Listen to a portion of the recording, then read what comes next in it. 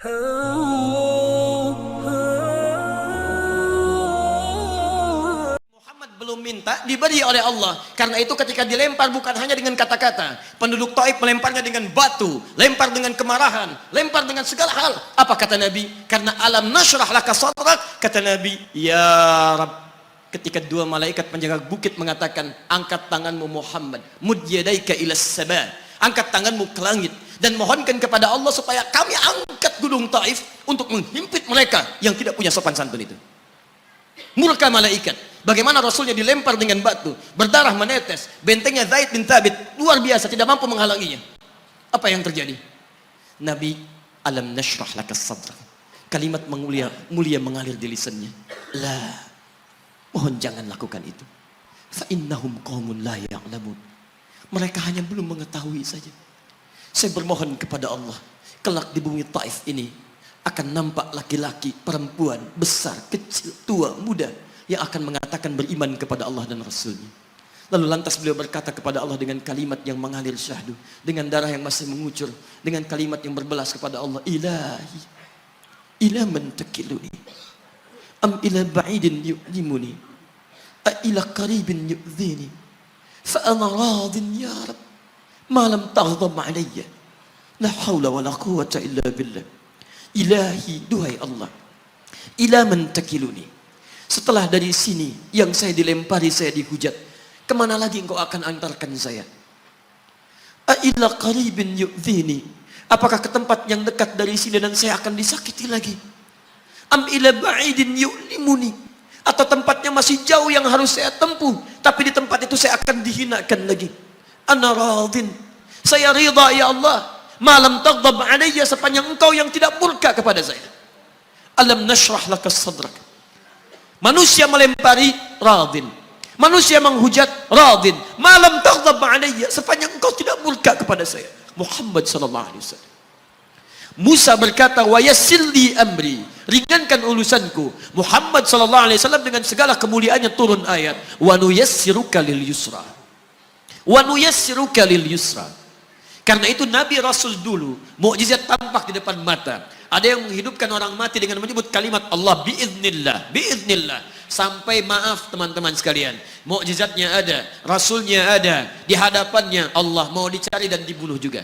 Muhammad sallallahu alaihi wasallam, wa nuyassiruka lil yusra. Tidak banyak mukjizat seperti nabi-nabi dahulu, dengan turunnya satu mukjizat beriman kepada beliau sallallahu alaihi wasallam, bahkan nyaris orang-orang yang tidak pernah melihatnya.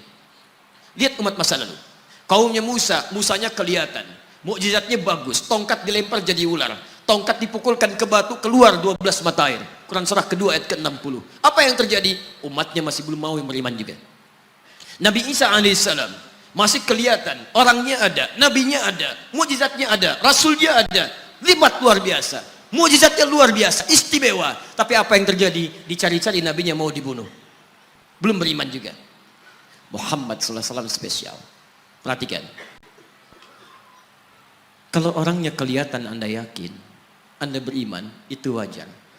Muhammad sallallahu alaihi wasallam, ada orang yang tidak pernah melihatnya, tidak pernah menatapnya, mimpi pun belum tentu berjumpa dengannya, tapi mau beriman kepada Muhammad sallallahu alaihi wasallam. Antum pernah melihat Nabi sallallahu alaihi wasallam? Berjumpa dengan Nabi sallallahu alaihi wasallam? Maka beruntunglah antum, karena orang-orang yang beriman kepada Nabi sallallahu alaihi wasallam tanpa pernah melihatnya, itulah orang disebut oleh Nabi sallallahu alaihi wasallam sangat dirindukan oleh beliau. Satu kali beliau duduk dengan para sahabatnya mengatakan, ana mushtaqun bi ikhwani, saya sekarang sedang merindukan saudara-saudara saya.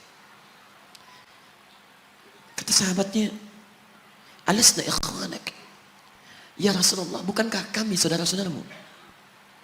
Kata Nabi, bal antum ashabi, kalian itu bukan saudara-saudaraku, kalian sahabat-sahabatku. Ikhwani humul ladzina lam yarawni walakinnahum yu'minuna bi, saudara-saudaraku itu adalah orang-orang yang tidak pernah melihatku, tapi mereka mau beriman kepadaku. Jadi kalau Nabi saja merindukan antum, kenapa antum tidak merindukannya? Kalau Nabi menantikan kita di surga, kenapa kita tidak menjemput penantian itu? Karena itulah Muhammad sallallahu alaihi wasallam akan menjemput umatnya di surga dan tidak melangkahkan kaki ke dalamnya sebelum berkumpul umatnya dibimbing beliau oleh sallallahu alaihi wasallam ke surga. Allahumma salli wa sallim wa barik alaihi. Allahumma salli wa sallim wa barik alaihi. Allahumma salli wa sallim wa barik alaihi.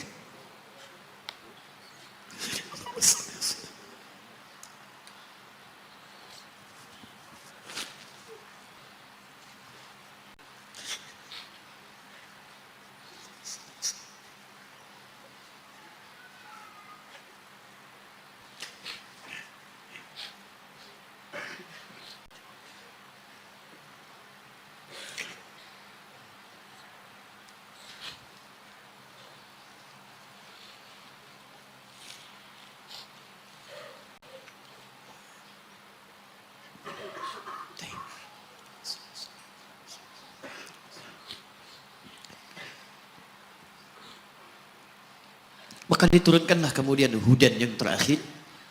Diharapkan dengan hudan ini mengantarkan semua umat Muhammad SAW yang mau beriman dan mengikutinya ke surga.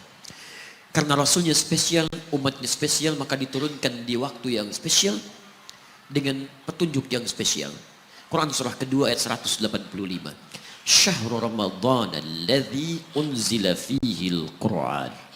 Di bulan Ramadan, turunnya bulan Ramadan. Bulan spesial. Unzila fihi al-Quran. Diturunkan Al-Quran. Apa fungsi Al-Quran itu? Ternyata bukan bacaan biasa. Bukan koleksi yang Anda simpan di pinggir-pinggir masjid atau terletak di atas-atas dipan di rumah Anda. Maaf, hudan. Lihat ayatnya.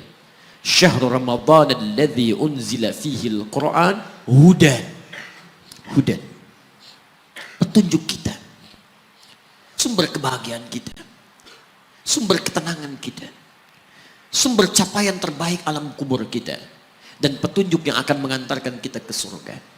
Dan hebatnya, kalau yang umat-umat dulu itu terbatas sifatnya, tidak pernah disebutkan linnas. Suhuf Ibrahim wa Musa. Daud untuk kaumnya, Musa untuk kaumnya, Isa untuk kaumnya. Tapi Muhammad SAW hudannya linnas, untuk semua manusia. Jadi tawaran Quran, Allah menginginkan semua manusia yang kembali ke surga. Cuman kadang-kadang sayang, maaf teman-teman sekalian, saya tegaskan kepada Anda, ayat ini tegas memberikan isyarat bahwa hidayah Allah ingin diberikan pada semua manusia. Jadi kalau kita lihat keterangan Al-Quran, seharusnya tidak ada satupun manusia yang tidak dapat hidayah. Semua dapat.